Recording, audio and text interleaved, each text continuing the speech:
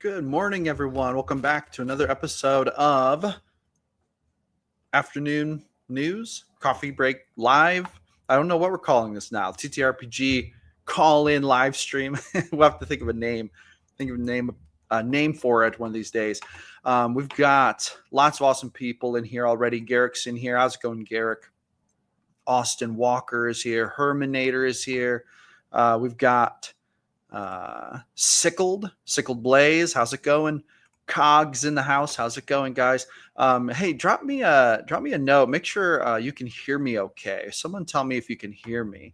That call-in link is in the pinned comments. Want to give a big shout out real quick to our Ko-Fi supporters, partner level supporters, David and Solstice, and our gold level supporter, Craig. Thank you so much. And thank you to all of our awesome Ko-Fi supporters. It has been a crazy, crazy time, everyone. Garrick says loud and clear. Excellent. It's been a crazy time, guys. I have been just going through lots of changes, going through life. Just, you know how it is. Life is just, it can get complicated, but the good news is things are evening out and things are going really well.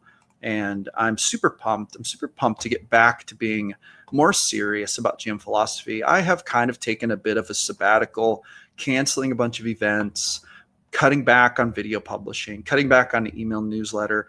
Hot Dice is in the house. How's it going, Hot Dice?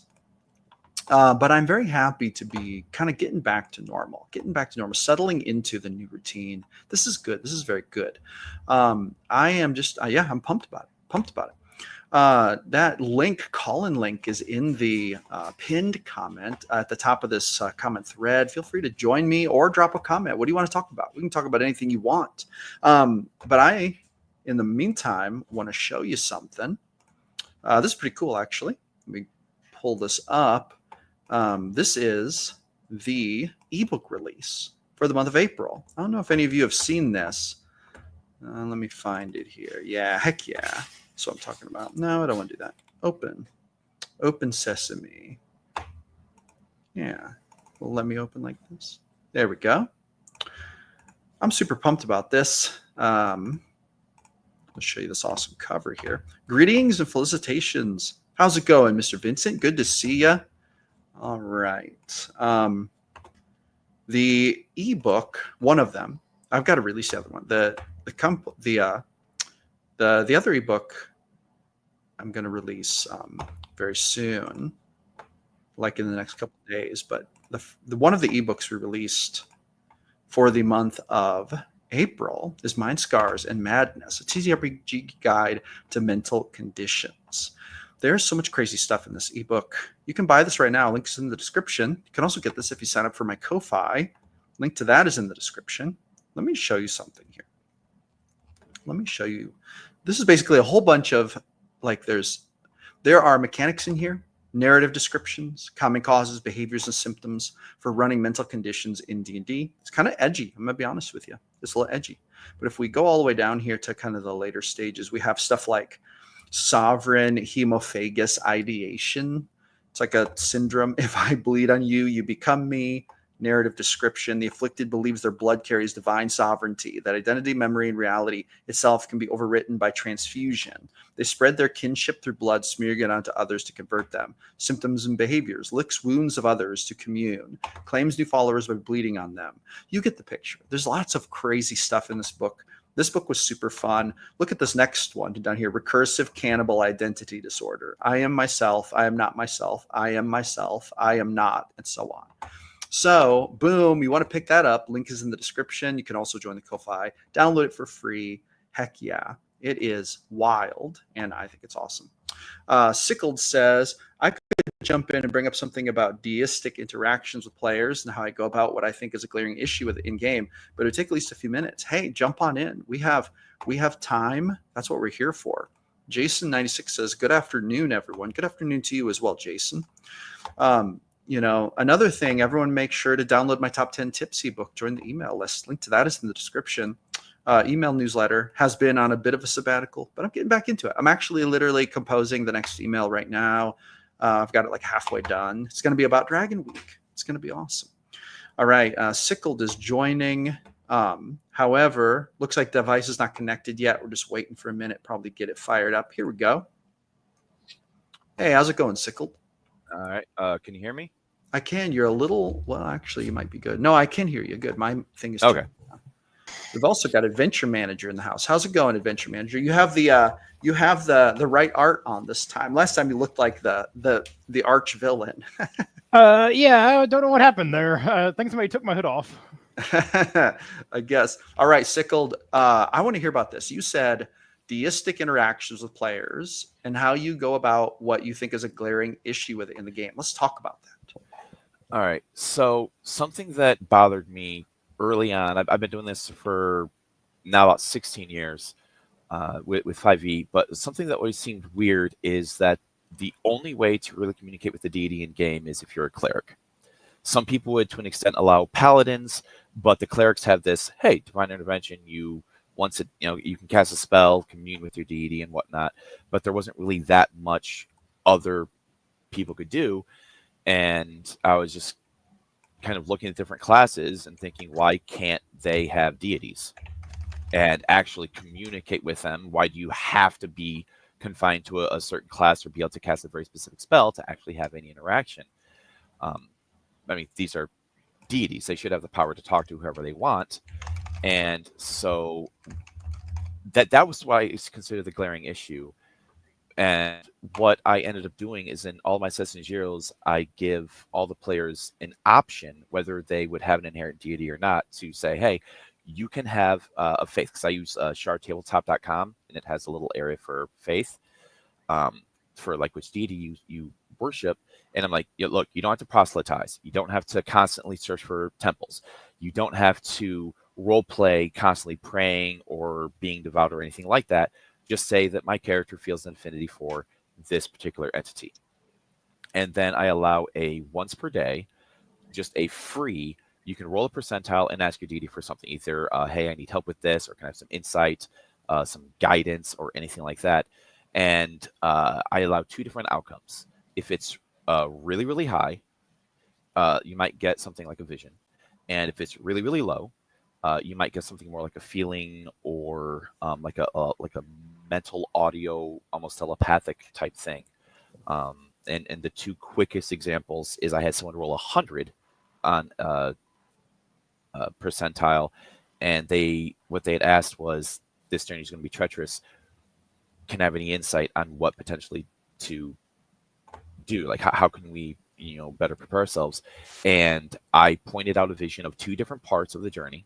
They're on a ship, they're going through a small canal, and then I showed the city where they were going, and there was a door just randomly in the open. The door had no business really being there. It wasn't connected to anything, but it was open, and a lot of enemies were coming through, and they were harming the citizens. And then in the vision, the door just closed, and then it's like people are trying to pound on it, getting through, but it stopped the flow of enemies coming through. And so the player was able to kind of keep a lookout for those 2 points. They were able to avoid 2 ambushes, and they had an idea of how to make the battle much easier. And sorry, Gotcha. yeah. No, go ahead. I'm going to say something. Okay. The other one that's more audible, it wasn't actually giving them what they wanted. But it was low enough that I'm like, you know what, they would probably get a response, but not low enough to say, hey, I'm going to give you what you're asking for. I had a knowledge cleric asking for some more power, and how she went about it, it was obvious. She was like, hey, can you kind of refill my spell slots, please? Because she just blew all of her resources on a super simple battle. And I actually had the deity like speaking to her mind, like, yeah, you're supposed to be a very intelligent person. You are just squandering your things and now asking me for more. So, like, I'll tell you what, when you can actually start proving yourself as a knowledgeable person, then I'm going to be more apt to do that, because I know that the power I'm giving out isn't just being squandered aimlessly. And I actually made a note in Discord that when she went 3 or 4 battles, in like small battles in a single adventuring day, if there were that many, and she still had a lot of resources, I would just randomly unclick one of the bubbles of a spell, and she would then have her a spell slot back. and she would kind of get a feeling of getting that power back. But yeah, it's just I don't know if anyone else dealt with it.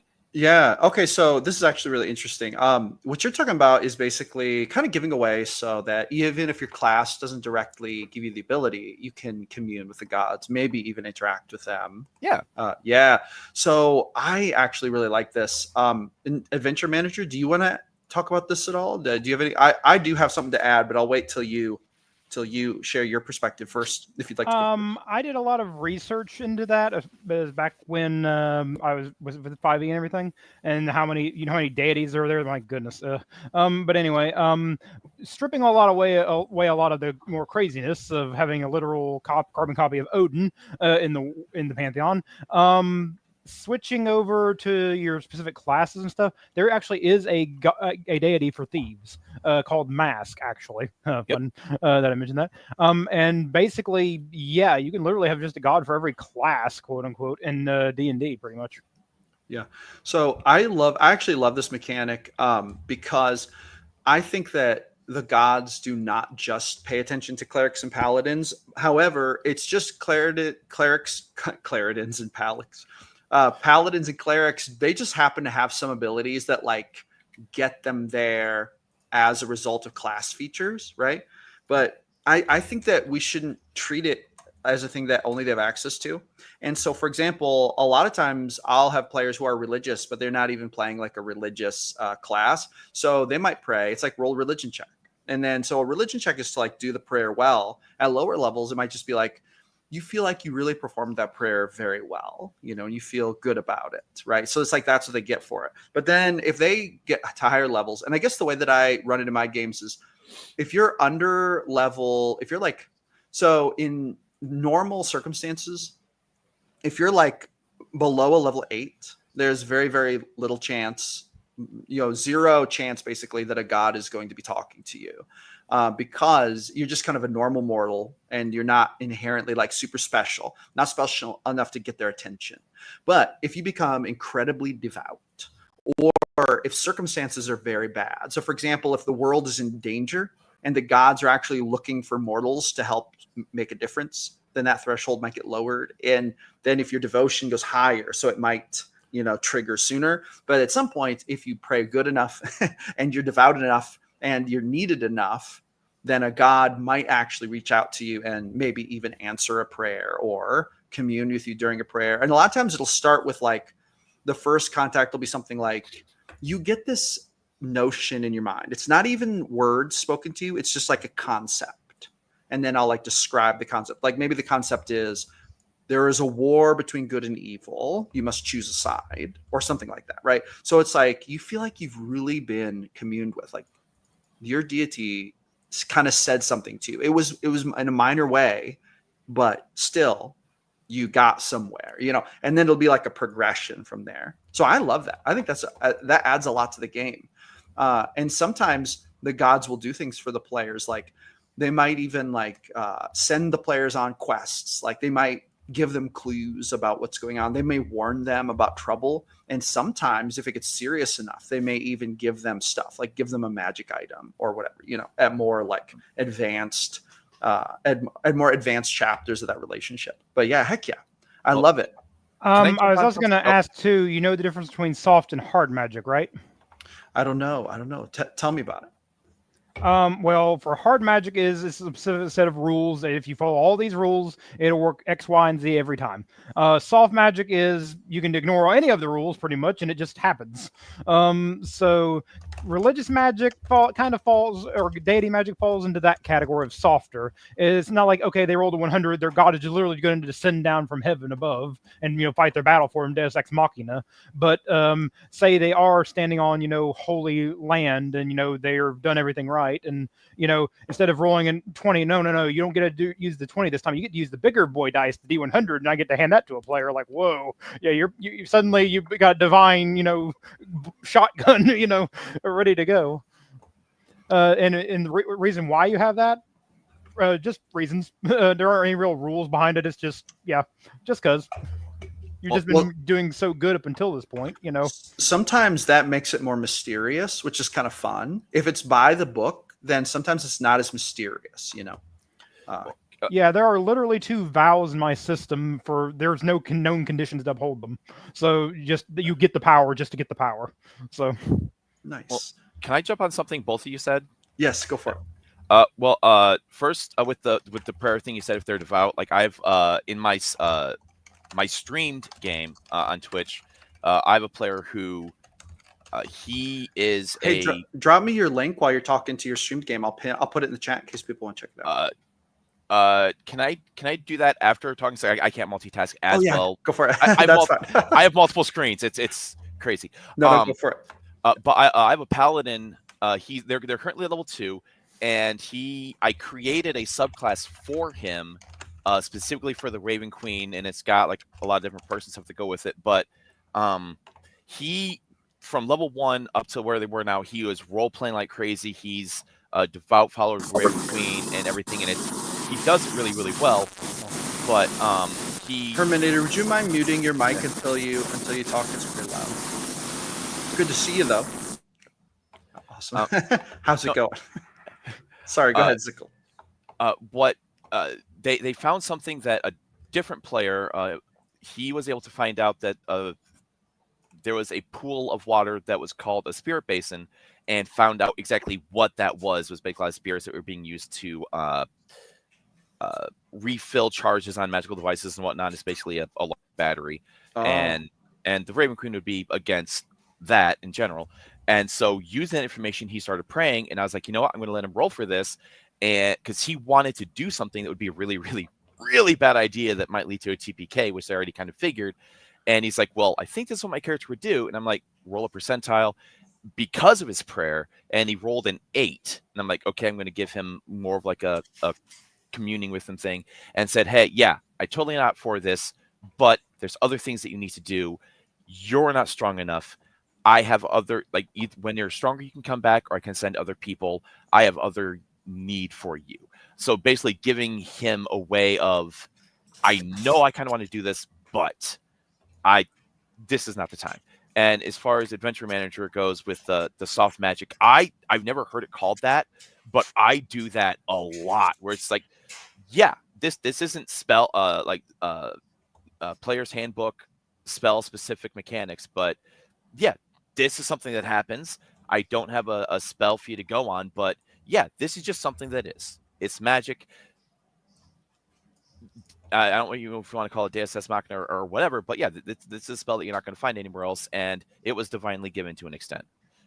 So yeah. You can always ask the player what they want the magic to do. So yeah. Well, and also I think that helps keep it mysterious. It feels kind of special. If it's like, oh, you've been given magic missile, it's like, okay, well, that's cool. But if the god is like, here's some energy, and then it flows into their hand, then it's like, when if you face danger, channel this magic at your enemy and I will help you. Like, that's different, right? It's like kind of mysterious, kind of like an ace in the hole. It kind of feels like. Anyway, no, heck yeah, I like it. Herminator, do you have anything to add to this conversation about divine intervention for other classes besides cleric? Yeah. I'd say that if your players want to do something with gods and they don't want to be a cleric, then you can come up with something. But not everybody wants to interact with the gods, and you don't have to per se force something upon them if they don't want to. Sometimes it's I don't safer think that not to interact with the gods. Yeah, I think that the closer you get to copying divine intervention, the less special it is for clerics. But that's true. There's something to be said for that. It's also true that, like, okay, so clerics have these spells, abilities that give them that stuff, like at will, kind of.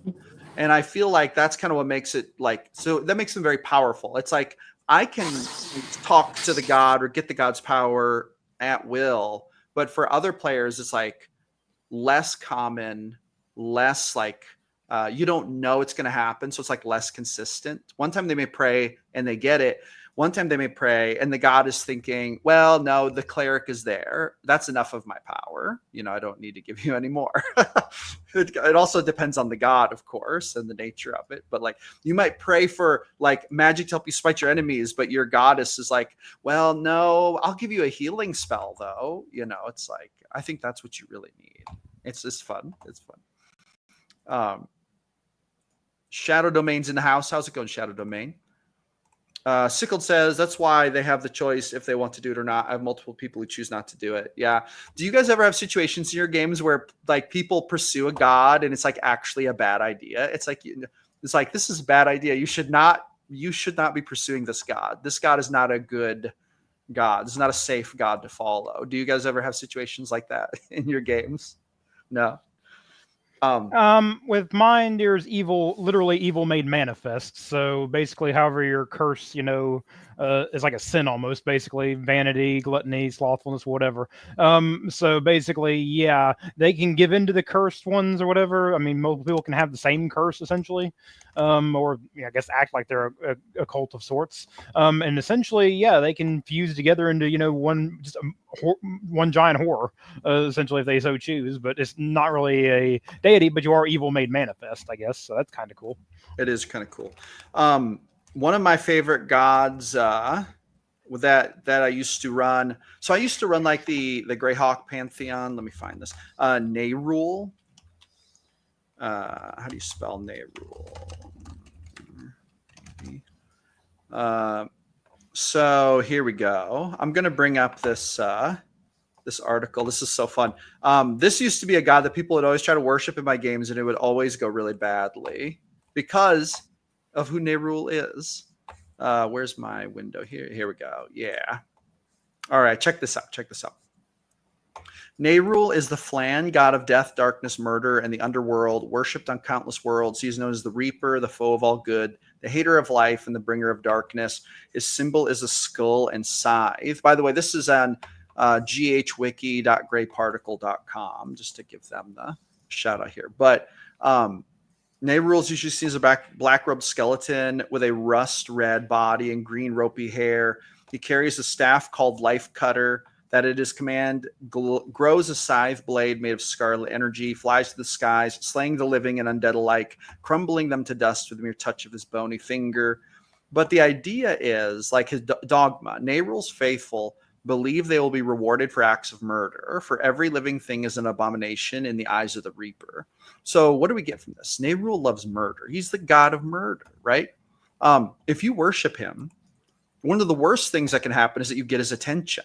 It's like, why? Because then he'll want to murder you because he is the god of murder. And that would be like, yes, I'm being murdered by the god of murder. That's like the ultimate thing. The only way to keep yourself safe is to be so good and entertaining to him at murdering others that he stays his hand because he's so entertained by your ability to murder, which gets you into a lot of trouble in the real world, right? So you just have you go on this cycle, and when he's done with you, he's going to murder you, right? So it's just like he's a very dangerous god, but he's also like willing to give out power relatively quickly in comparison to other gods if he's entertained by you. So that's like the pull of it. That's like it's like, I could get a lot of power fast if I worship Neyrule, and I do it well enough that I get his attention. And that's the dangerous, slippery slope, right? The god of instant gratification and even Oh, I didn't hear the second part. What's that? instant gratification and even quicker death. Yeah. So it's kind of like a fun thing. Neil is a wonderful god, especially if you like murder. I think you meant Neyrule, but maybe you meant Neil deGrasse Tyson. I don't think he'd be the god of murder, though. He's more like the god of physics and mathematics. Hadai says, "Oh, right, that's how you spell it." I just like calling him Neil. Yes, may as well call him Neil. But anyway, yeah, heck yeah. Sickle, do you ever have the worship of gods be like a bad choice in your games? Have you ever run anything like that? Can you be a little more specific as far as a bad choice? Like if it's do they ever serve a bad deity? It's like I have people that have served neutral deities, evil deities, chaotic deities, all around. But I wouldn't ever say it's really a bad choice. I guess what I mean by bad choice is like it literally puts their character in greater danger or sets them down a path that will most likely lead to their destruction, I guess. So I guess a bad choice as in their characters might die because of it.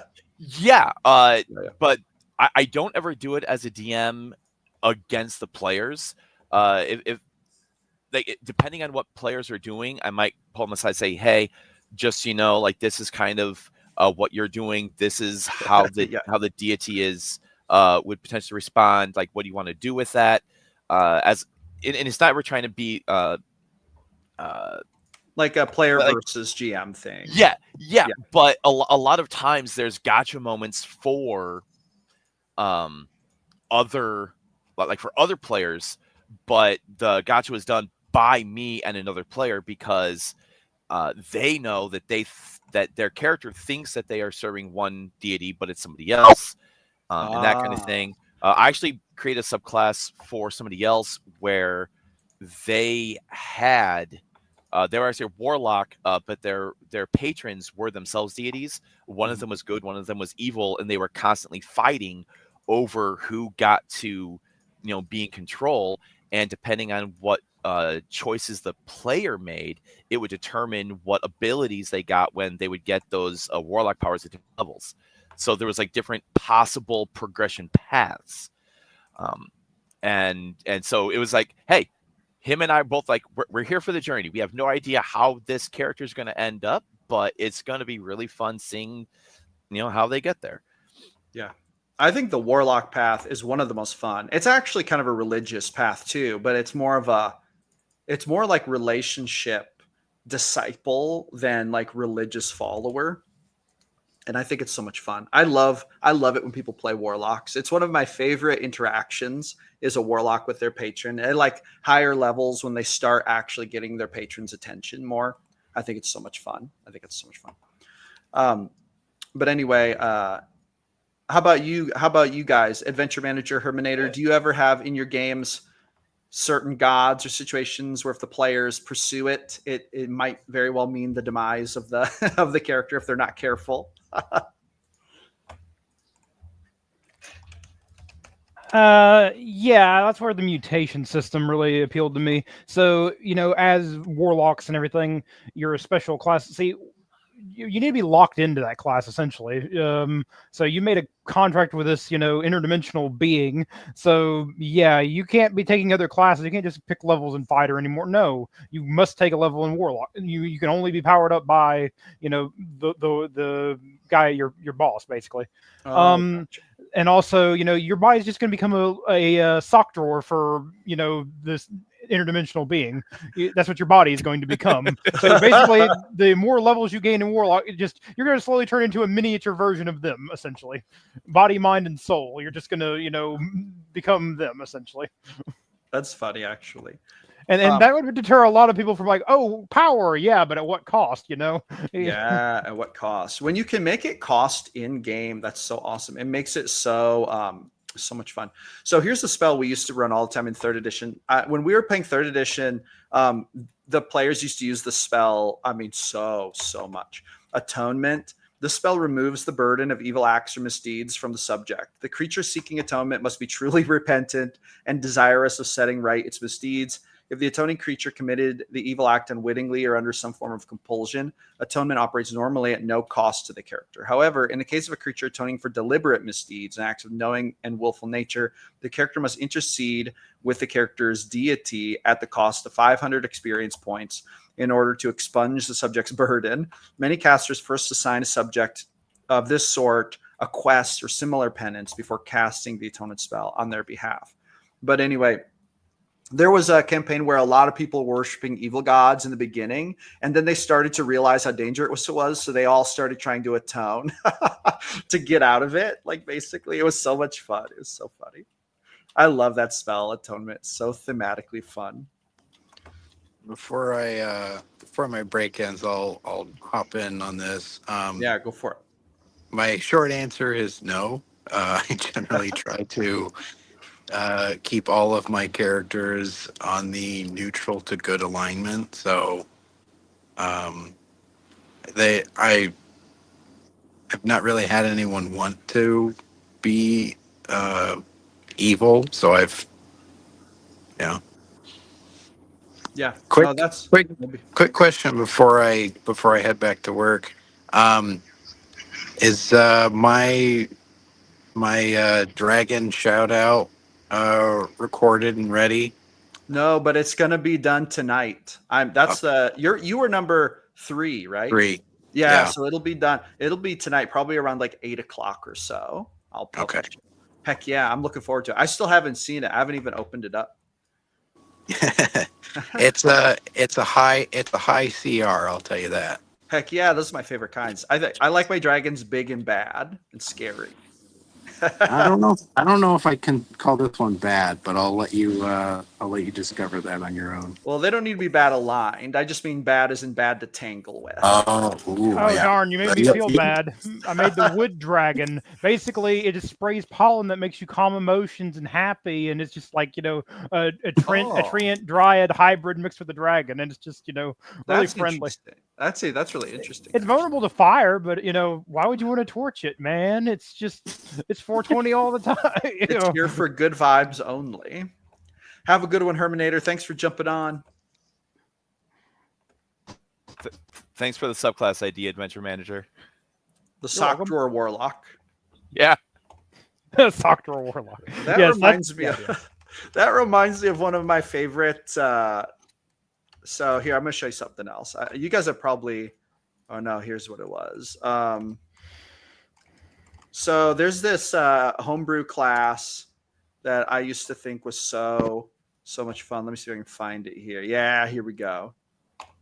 No, this isn't a very good version of it. I got to find a version. Hold on, just give me a second. So the sock drawer, hearing the word sock drawer,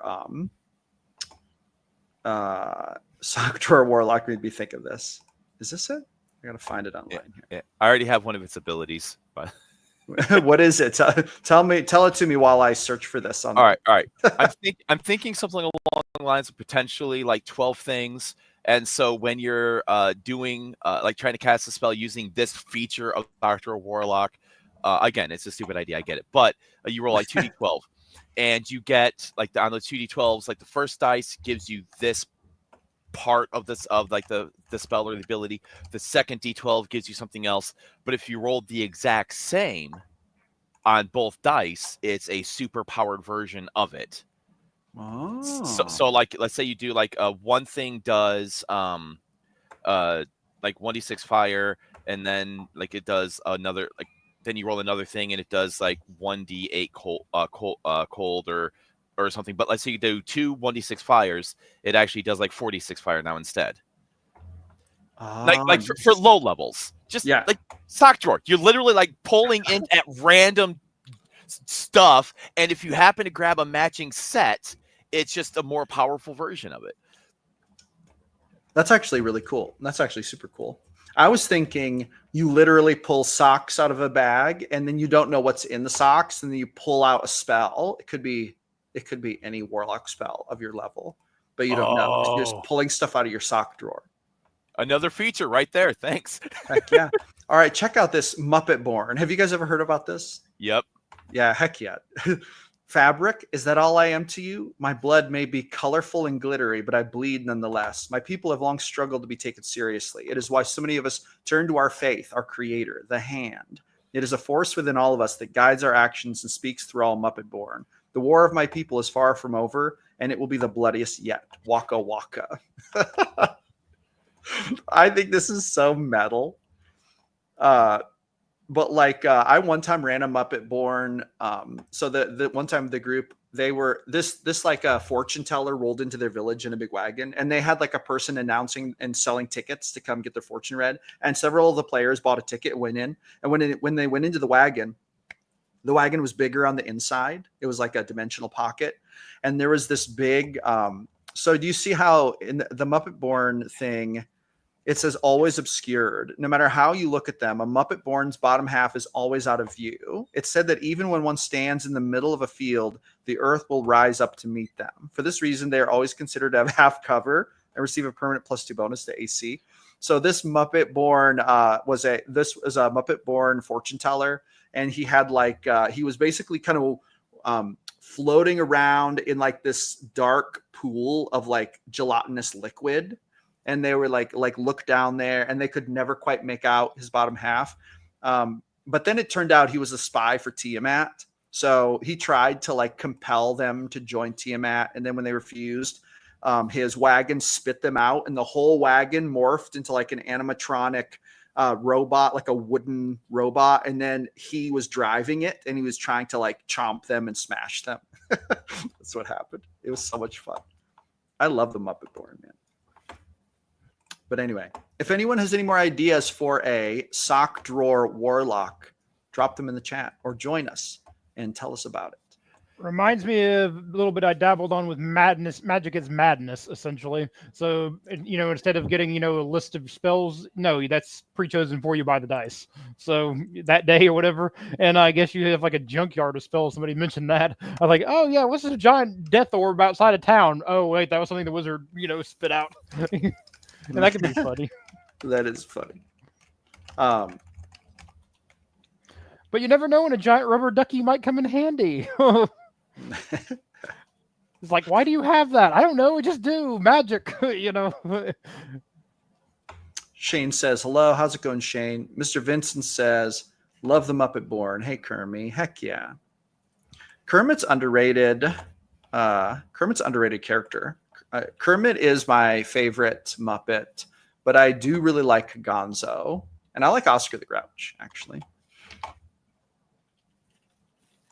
Do you guys have a favorite Muppet? I actually think the Muppet movies are high-key awesome. Like the Muppet Christmas Carol, I think is one of the best versions of the Christmas Carol. Sickled says, when I'm done with the Patreon, I'll post it wherever it makes sense. Heck yeah. Oh, Sickled, I was going to say, you should, if you want, share the link to where you live stream your campaigns. Yeah, it's somewhere in there. I can post it again if you wanted to do something with it. It says it's every week, but it's every other week. And the person who is the one who actually does the streaming, he doesn't know how to switch the period of time to biweekly. He said it didn't give him the option, but yeah, I can post it again if you want. Oh, do you drop it in the promotions tab in the? Oh no, I put it in I put it in the YouTube. Okay, I see what you're saying. So in the Discord. Well, you should put it in just the chat here, so I can grab it real quick in the chat. We can watch a little bit of it. You want to watch it? We can watch. We just started a while ago, so we don't really have that many people in it. I'm trying to find. I have so many ongoing games right now. My Discord is very, very, very full. Heck yeah.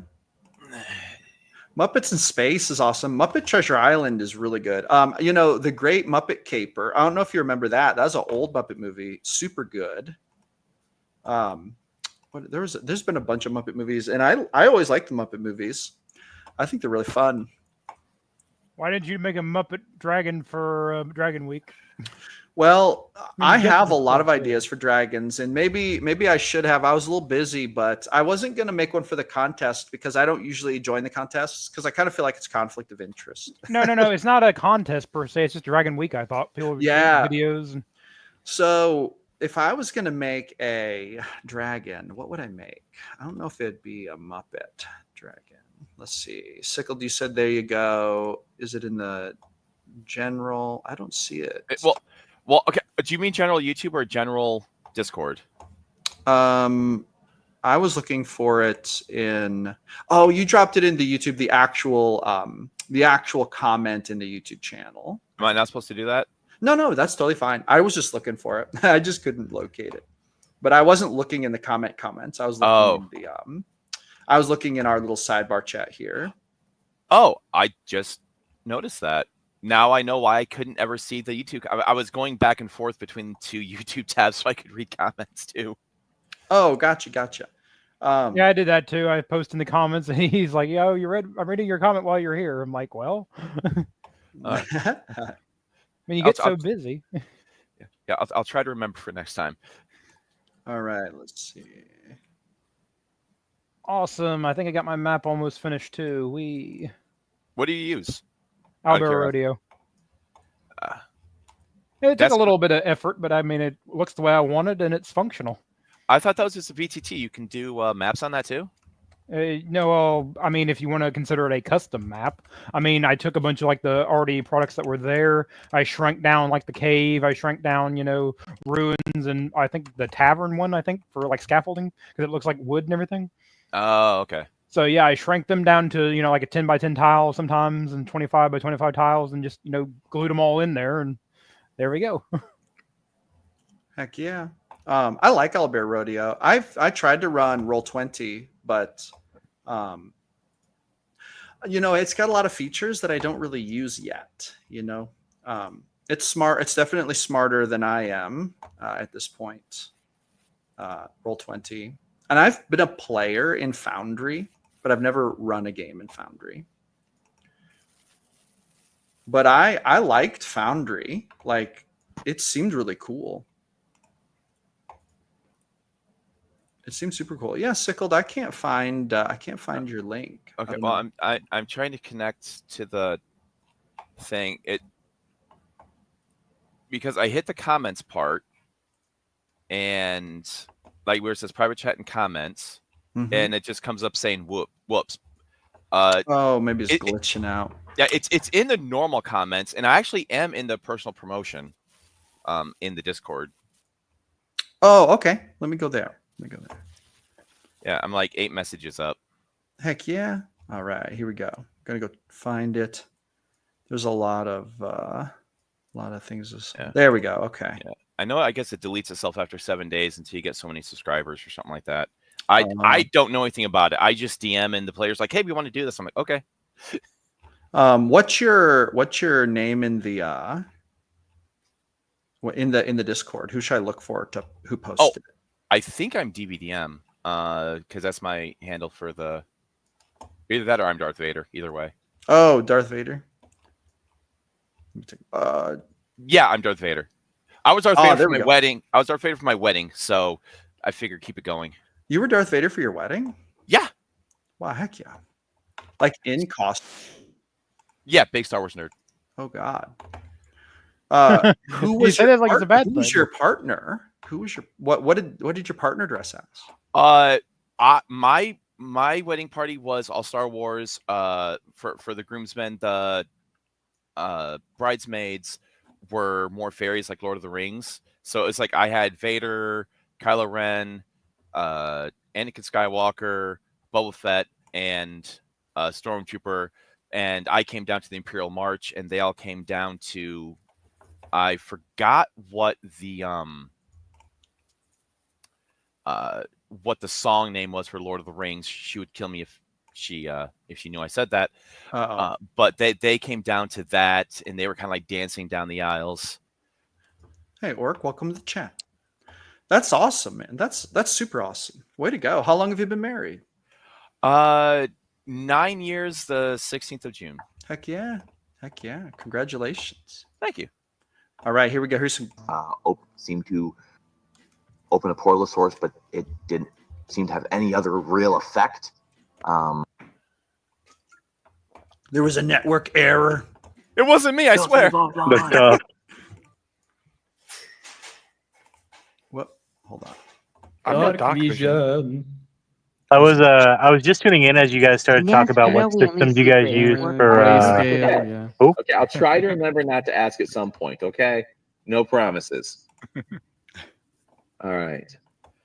This is really cool. You descend the steps, and as you reach the bottom, it is very noticeably cold. Like it is, quote unquote, room temperature. And then you get to the bottom and you walk like, a few feet in, and there is a very noticeable chill in the air. And it almost feels as if your body is soaked with a cold wind blowing. All of you also get a sensation of sadness and anger, kind of like boiling up inside of you. Mechanically, isn't going to cause anything, but all of you do feel, again, that sense of dread and sadness and despair, along with like anger and hatred. You also get like a sudden burst of rotted food smells, and even though you are inside and there are 2 wooden doors and 1 stone door in this room, you swear that you can hear sounds of waves mixed with shrieking seagulls echoing off the walls, and then silence. Oh, heck yeah. All right, I'm going to stop it there. I put the link in the chat if you want to see what it is. I'll bet it's an undead of some kind. Or maybe next room, crypt, with a lot of undead, with platinum pieces on their eyes, trying to get players to take them off and get a large battle. They didn't bite. Oh, really? Sometimes it'd be that way. Sometimes they're like, I don't want the smoke. Or the rotten fruit smell really drives it home. Like, okay, something's dead around. I mean, you can also do feces too, but smells like wet dog in here. Orc, you were starting to say something. Go ahead, jump in.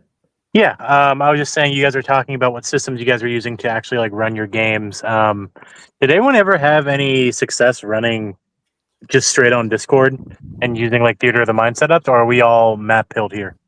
I have tried that, and I got to a point where I was like, this really isn't working. I need a hex board or of some kind, because combat, like more complicated combats, were just not, they weren't working out in Theater of the Mind for my group, but I did try it. Right. I've never run Theater of the Mind D&D just because it's all combat based. They want you to have a grid essentially. Mhm. I'm running systems that doesn't seem like they need it, but then as you get higher level in any system, it gets more complicated. So yeah, I'm trying to figure out if I want to use like Foundry or any other recommendations we have. I have run a lot of Theater of the Mind TTRPG, not necessarily D&D, but back when I was playing Star Wars, we used to run almost all Theater of the Mind, but the combats were not as technical, I find that, I don't know, now I don't know that I could pull off Theater of the Mind D&D just because it's such a technical thing. Really, you kind of do need battle maps because, like, oh yeah, there's a box here, a crate you can hide behind, or there's an explosive barrel behind the enemy, and it really helps to have the visuals to see, like, okay, there's a barrel, shoot it. I've got a clear line of sight, especially if line of sight's important. I do about half and half. If they're just wandering around town, you make your way to the smithy. He's busy, whatever, hammering away at something, and just Theater of the Mind, the whole thing from there. But if but there's a potential for combat outbreak, it's going to be an outbreak. I got to have I like to have all the little details sorted, lighting, time of day, weather. Those just really help. AWOL Warrior, if you want to grab Mind Scars and Madness, you can either join the Ko-Fi and download it for free, or you can just buy it. Links in the description. I can't remember how much it is. It's like $4 or something like that. I don't really remember, but heck yeah. So here's the thing. I think that Theater of the Mind can also work really well for like superhero games. And I have been itching to play a superhero game, like sort of like Marvel, or something, but not obviously in the Marvel universe, like something like sort of like a modern day setting, kind of similar to The Boys. But my idea for a setting for it is like, you have like these select people who just start developing powers. And then they think they're the only ones, but then they kind of meet each other, and those are the player characters, and they realize they have powers, and there's like just no explanation, and then just what happens. And then maybe along the way they discover there's someone evil who also got powers, i.e. the arch nemesis, like the supervillain. And then just like what happens? Do they use their powers for good? Do they use them for bad? What are the consequences? What do they do? I think that'd be such a fun game to play. Super fun. I have it planned to play at some point. Right now I'm too busy, but sometime I'm gonna run the game. I'd love to get a superhero game going, but my players just never bite. They don't bite at space, they don't bite at superheroes. It's all either fantasy or some sort of grim dark setting. Yeah. When you say fantasy and grimdark, do you mean like mostly like medieval based, or do you mean like, you know, I mean, isn't grimdark usually kind of like medieval, basically? Like, Yeah, anything they like the settings where everything's all essentially crap. I don't know if I'm allowed to curse on the stream. So everything's bad and the world is bad and they're trying to be the light of good in it. yeah. And then they enjoy low fantasy, mid fantasy, high fantasy, or almost no magic system at all, but just little bits and pieces here. But can't get them in space and honestly modern. Super hard for them. Modern is hard to run. I think modern is hard to run. Space is so much fun. I love low science space, like Star Wars. Star Wars is like a soft science setting. Hard science is way more difficult to run really well, to run immersively. So for me, it's always like soft science because I'm not a What would you do? Like, what's the difference between soft and hard science in this context? Like, is technobabble soft science versus like actually having realistic things set up in the world? Because Yeah, fast and light so travel just isn't real yet. So yeah, so in my mind, soft science is more something like I'm gonna connect this power source I got to this computer bank, and then I want to try to use this radio intercom to hack into the enemy's infrastructure. It's like, okay, make a roll on that. Like there's not really an explanation about how it's all happening. Yeah, the Just trying to softer do. is the technobabble. Basically, we're going to filter the quantum particles through the mainstream accelerator of our reactor, and it's going to propel the ship, faster than light. It doesn't even need to make any lick spit of sense. that sounds badass. Yeah, The harder one, we're generating an electromagnetic field coil that is powered by our fission reactor that is going to create a warp bubble around the ship. And basically, you're just being very scientific, technical. Like this could be real. The more realism, I guess, you want. Still sounds like technobabble to me, but I might be stupid. Well, I would argue that I run soft science because I'm not scientifically smart or literate, and I would not actually know if something would really work or not. So it's just like, say what you're trying to do, and like Adventure Manager says, it may not make a lick of sense, but roll the check. If you succeed, you succeed. Whereas like I would say hard science is more like, no, if you're going to build that quantum accelerator, you need to like draw me a diagram, explain how the science works, and I'm going to see if it actually makes sense, like that kind of thing. Yeah, I'm definitely soft science, but I would never.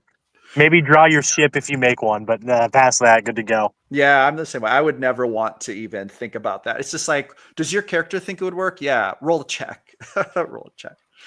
I one time was playing in a sci-fi game that was sort of like a hardcore version of Star Trek. And I was playing an android, and he tried to build a time machine by building like a giant ship that was designed to, how did it work?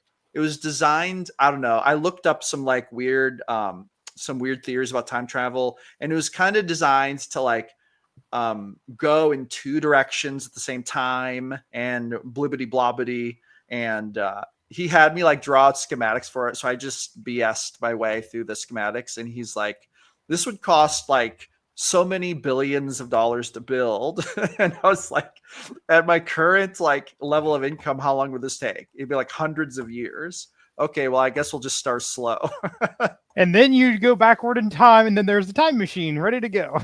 Yeah, maybe walk into the next room, me from the future. Here's 3 bazillion credits for that ship. We need to get it done sooner, earlier. Rocket engineering, gaming, a sci-fi, TTRPG. Other shit.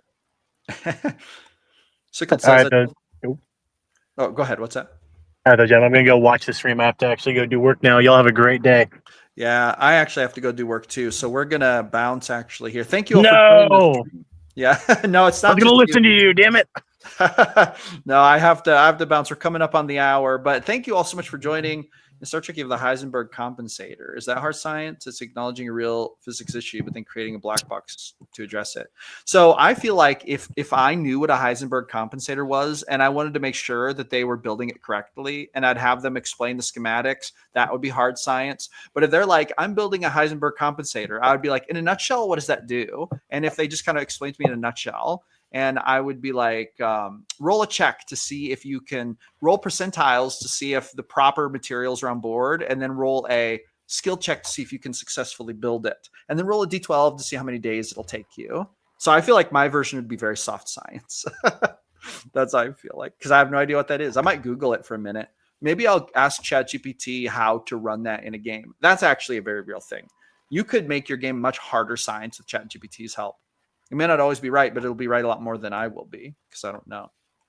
Alrighty, everyone. Make sure to tell us your favorite deity down in the comments. Make Heck sure you've yeah. been listening up until this point. Go ahead. Does the self-made deity that never was meant to be so, but became one due to one of my campaigns, does that count? Absolutely, but only Flying if you post, spaghetti monster. You got to post Sure. the. Oh God, you've got to post the story though. Give us the story, or at least a little lore, not just the name, so we can hear about it. I can totally do that in general chat. I actually end up creating an entire Warlock patron subclass because they're like, "Hey, I want this person to be my patron." I'm like, honestly, that could happen. So sure, why not? Let's make it happen. Heck yeah! We're All right, all everyone. each other's patron. Our power is friendship. Oh, no. Yu-Gi-Oh! All right, you're right. trying to go, so I'll bounce too. Well, hey, thank you guys for jumping on the chat. Everyone have a great day. Make sure to hit that like and subscribe button. I'll be back sometime soon tonight with another Dragon Week video reviewing another dragon. So, shabam. Everyone have a great day. I'll talk to you soon.